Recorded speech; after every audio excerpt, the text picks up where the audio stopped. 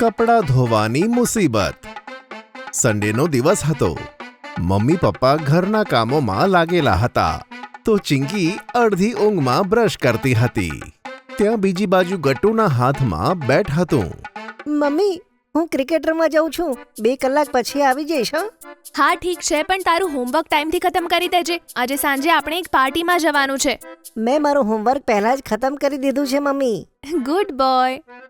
ગટ્ટુ જેવો બેટ લઈને ઘરની બહાર નીકળે છે તેની સામે બંટી અને હરી ઊભા હોય છે. બંનેના ચહેરા ઉદાસ દેખાતા હતા. બંટી, હરી, શું થયું? તમે આટલા ઉદાસ કેમ દેખાઓ છો? અરે યાર ગટ્ટુ, આજે ગ્રાઉન્ડમાં મેળો થવાનો છે એટલે ત્યાં ક્રિકેટ રમવા નહીં મળે. આજની મેચ તો આપણે કેન્સલ જ કરવી પડશે. એવામાં ત્યાં ચિંકી આવે છે. અરે, કેન્સલ કરવાની શું જરૂર છે? તમે લોકો અહીંયા ઘરમાં જ રમી લો ને. બસ થોડું શાંતિથી રમજો. કોઈ ગડબડ ના કરી દેતા. અરે હા. ગટ્ટુ, બંટી અને હરી ક્રિકેટ રમવાનું શરૂ કરે છે. સૌથી પહેલા ગટ્ટુ બેટિંગ કરે છે. તે સતત શાનદાર શોટ મારતો હતો અને જોશમાં આવીને ગટ્ટુ એક શાનદાર શોટ રમે છે. બોલ સીધો જઈને બાલ્કનીમાં રાખેલા કપડાના સ્ટેન્ડને વાગે છે. સ્ટેન્ડ પડી જાય છે અને બધા કપડાં સ્ટેન્ડમાંથી નીકળી નીચે જમીન પર પડી ગંદા થાય છે. ઓ નો! આ તે શું કર્યું ગટ્ટુ? મમ્મીએ હમણાં જ આ બધા કપડાં ધોયા હતા. હવે તેમને ફરીથી બધા કપડાં ધોવા પડશે. ના ના, એમના વિશે કંઈ જ ના કહેતી, નહીં તો મને બહુ વળશે એ લોકો. અરે, તેમને તો કહેવું જ પડશે ને, કારણ કે આ બધા કપડાં તો આપણે સાંજે પાર્ટીમાં પહેરીને જવાના છે. હું જેટલું વિચારતો હતો આ મુસીબત એના કરતાં પણ વધારે મોટી નીકળી. હવે આ કપડાં આપણે જ ધોવા અને સૂકવવા પડશે. ચાલો નીચે જઈને બધા કપડાં ઉઠાવી લઈએ.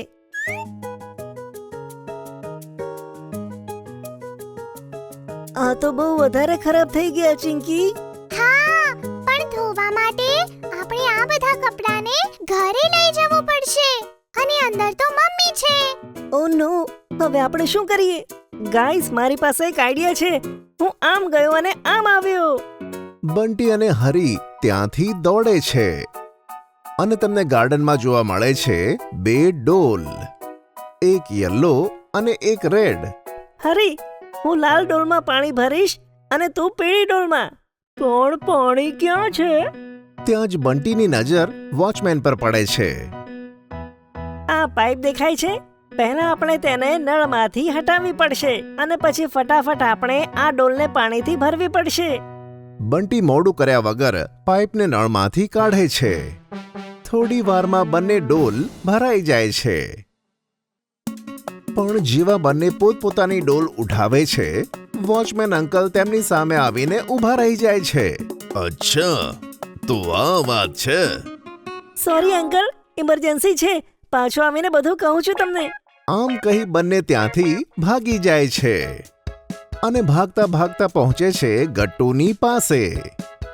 અરે વાહ બંટી અને હરી, તમે બંને જણાએ તો કમાલ કરી. પણ ડિટર્જન્ટ છે ક્યાં?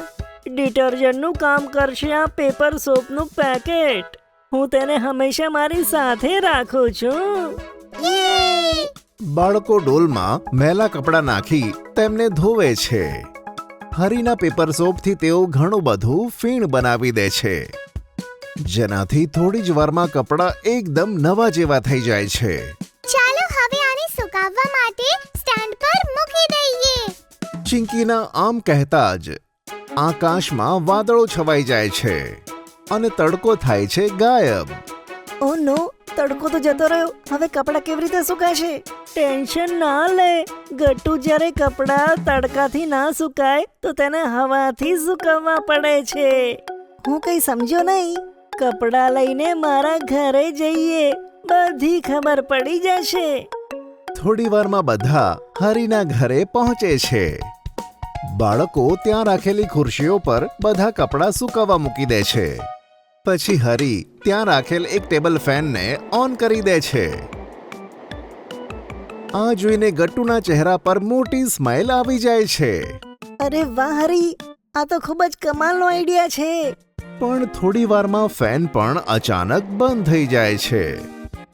ગટ્ટુ ટેન્શનમાં આવી જાય છે. અરે, ફેન બંધ કેવી રીતે થઈ ગયો? લાગે છે લાઈટ જતી રહી છે. હવે આપણે શું કરીએ? જો લાઈટ નહીં આવે તો સાંજ સુધી આ કપડાં સુકાશે જ નહીં. અને જો કપડાં ના સુકાયા તો બહુ જ મોટી પ્રોબ્લેમ થઈ જશે. હવે આપણે શું કરીએ? ગટ્ટુ, મારી વાત માન અને જઈને મમ્મીને બધી વાત તું કહી દે. અરે ના હરી, જો મમ્મીને આ વાતની ખબર પડશે ને તો એ મારી બેન્ડ બજાવી દેશે. તો પછી કરીએ તો શું કરીએ? ગાઈસ, મને એક વાત કહો, તમે બધા ક્રિકેટ રમવા ગ્રાઉન્ડમાં કેમ ના ગયા? કેમ કે ગ્રાઉન્ડમાં મેળાની તૈયારી ચાલતી હતી અને અત્યાર સુધી તો મેળો શરૂ થઈ ગયો હશે ને. શું મેળામાં ફેરીઝ વ્હીલ છે? હા છે, એ તો દરેક મેળામાં હોય છે ને. ગાઈસ, મારા જોડે કપડાં સુકવવાનો એક સુપર આઈડિયા છે, પણ તેના માટે આપણે મેળામાં જવું પડશે. કપડાં લઈને બાળકો પહોંચે છે મેળામાં. ત્યારબાદ ચિંકી બધાને આખો પ્લાન સમજાવી દે છે. પછી બાળકો બે કપડાં લઈને ફેરિસ વ્હીલમાં બેસી જાય છે. જેવું ફેરિસ વ્હીલ ચાલે છે, બાળકો બંને હાથમાં કપડાં લઈને લહેરાવવા લાગે છે. જેવી રાઈડ ખતમ થાય છે, બધા કપડાં સુકાઈ જાય છે. જોયું ગટ્ટુ, બધા કપડાં સુકાઈ ગયા, તે પણ ફક્ત 5 મિનિટમાં. તને તો હું માની ગયો. ચિંકી તું સ્ટાર નહીં, સુપરસ્ટાર છે. બધા બાળકો સુકાયેલા કપડાં લઈ ઘરે પહોંચે છે અને તે કપડાને ફટાફટ સ્ટેન્ડ પર ટીંગાડી દે છે. થોડી વારમાં મમ્મી બાલ્કનીમાં આવે છે અને જુએ છે કે કપડાં સુકાઈ ગયા છે. અરે, આજે તો સરખો તડકો પણ નથી નીકળ્યો.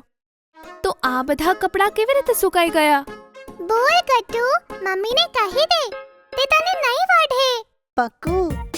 હા, પાક્કું. ગટ્ટુ ખૂબ હિંમત કરીને મમ્મીને બધી વાર્તા સંભળાવે છે. હોફો, તમે પણ ને, તમારે આટલું બધું કરવાની કાંઈ જરૂર ન હતી.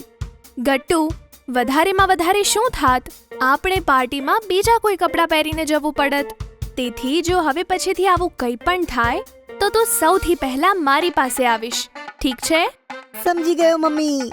મમ્મી ફટાફટ બધાના કપડાં પ્રેસ કરી દે છે. થોડી વારમાં બધા રેડી થઈ જાય છે અને કારમાં બેસીને પાર્ટી માટે રવાના થઈ જાય છે. જો તમને અમારી વાર્તા ગમી હોય તો પુન ટુન કિડ્સને લાઈક, શેર અને સબસ્ક્રાઇબ કરજો.